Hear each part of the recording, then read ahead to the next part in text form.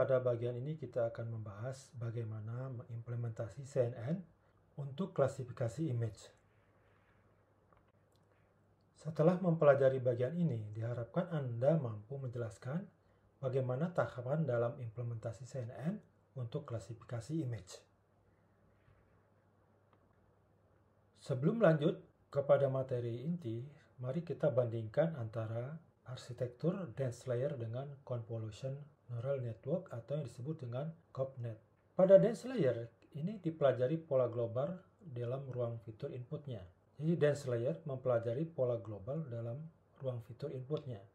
Misalnya saja dalam percobaan sebelumnya, di mana kita mencoba mengklasifikasi tulisan tangan yang disebut dengan database MNIST, semua pixel digunakan sebagai input dalam pembelajaran untuk pengenalan pola ini.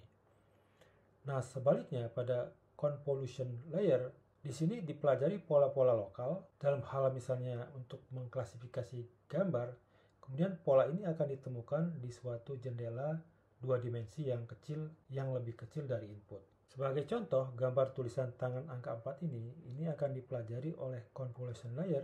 Ada beberapa fitur yang bisa dideteksi dengan filter yang digunakan. Misalnya di sini, filter ini bisa mendeteksi ujung angka 4 ini di sebelah kiri. Filter yang berikutnya bisa mengenali pola persilangan tulisan. Filter yang berikutnya bisa mengenali misalnya tulisan miring ini sebagai ciri dari tulisan angka 4. Salah satu sifat yang penting daripada CNN adalah memiliki sifat yang disebut sebagai translasi invariant. Maksudnya, CNN atau COPNet ini dapat mengenali objek dimanapun objek itu berada di posisi gambar. Misalnya objeknya ada di sudut kiri bawah, ada di kanan atas, dan posisi-posisi lainnya. Sebaliknya kalau kita menggunakan suatu network dense layer, maka setiap perubahan posisi pada objek gambar ini akan dipelajari dengan menggunakan pola baru.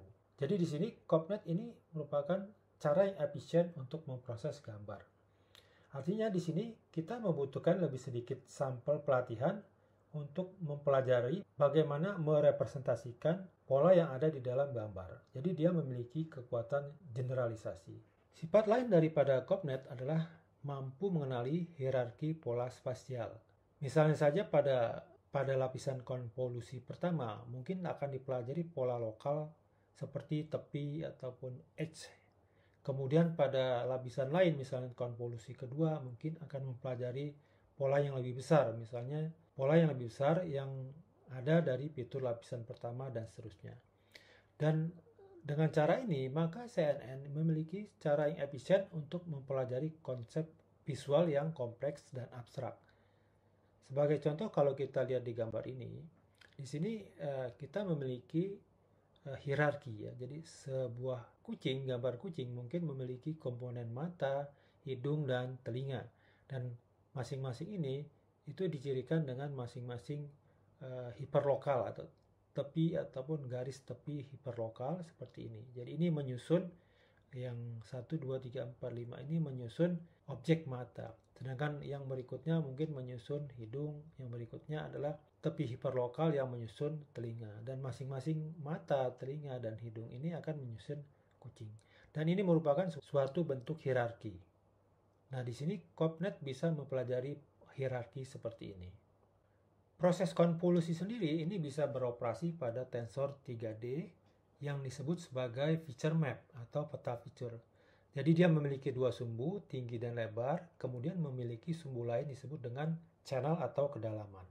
Pada citra berwarna misalnya RGB, dimensi sumbu kedalamannya atau channelnya adalah 3, karena dia memiliki unsur channel merah, hijau, dan biru. Sedangkan kalau kita menggunakan citra hitam putih seperti digit tulisan tangan MNIST, maka memiliki channel atau kedalaman 1, karena hanya memiliki satu channel atau satu tingkat keabu-abuan. Pada operasi konvolusi itu patches ataupun pola di situ diekstrak dari feature map yang merupakan inputnya. Kemudian diterapkan suatu transformasi ke semua pola ini menghasilkan output feature map. Jadi hasil konvolusi menghasilkan feature map ini kemudian ditransformasi lagi oleh lapisan yang lain menghasilkan output feature map. Output feature map ini merupakan sebuah tensor 3D, artinya dia memiliki dimensi lebar dan tinggi dan juga kedalaman atau channel. Ini tergantung jumlah filter yang digunakan. Jadi kalau filternya banyak, maka dimensi kedalaman atau channelnya juga makin banyak. Pada high level, ini filter dapat mengkodekan aspek spesifik atau pola dari data input yang diberikan. Kemudian filter tunggal ini dapat mengkodekan konsep atau mendeteksi misalnya apakah ada tidaknya suatu objek, misalnya wajah di dalam suatu input. Pada prosesnya, sebagai contoh pada data pengenal digit tulisan tangan (EMIS), di sini convolution layer menerima input image 28 x 28 x 1, artinya image-nya berukuran 28 x 28 dengan satu channel. Jadi warnanya hanya hitam putih saja. Di sini setelah melalui proses konvolusi akan menghasilkan feature map berukuran 26 x 26 x 32 karena digunakan sejumlah 32 filter. Jadi masing-masing 32 channel ini akan berisi 26 x 26 nilai yang merupakan suatu respon map dari filter yang digunakan, dan ini menunjukkan respon pola filter pada lokasi yang berbeda di input.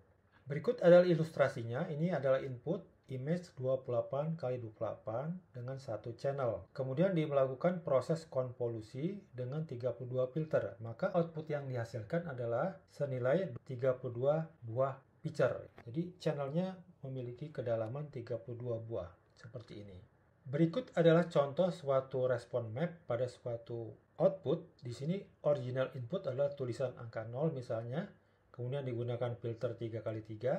Yang di sebelah kanan adalah suatu respon map pada suatu filter tersebut.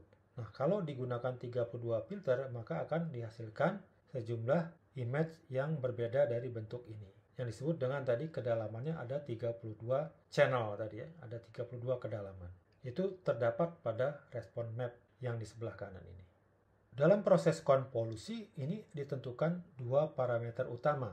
Yang pertama adalah ukuran filter yang diekstraksi dari input. Yang diekstraksi dari input, biasanya filter yang digunakan adalah 3x3 atau 5x5. Dan yang umum digunakan adalah ukuran 3x3. Kemudian parameter yang kedua adalah kedalaman dari output feature map atau merupakan jumlah filter yang digunakan untuk proses konvolusi. Berikut contoh ilustrasi bagaimana proses konvolusi menghasilkan feature map. Misalkan diberikan sebuah input yang berukuran image 6x6 dikalikan dengan 2 channel. Kemudian dikenakan suatu filter di mana ukuran filternya adalah 3x3x2, kedalamannya 2, kemudian dikalikan 3 buah filter. Kemudian setelah melalui proses ini akan menghasilkan yang disebut sebagai feature map, output feature map. Hasilnya adalah 4x4, kemudian kedalamannya adalah 3. Nilai 3 ini adalah berasal dari 3 buah filter yang digunakan. Dalam proses konvolusi biasanya juga digunakan proses pooling, di mana biasa yang digunakan adalah max pooling 2D. Kemudian yang lain juga ada yang average pooling. Untuk max pooling ini, sebagai contoh tadi feature map yang dihasilkan adalah 26x26.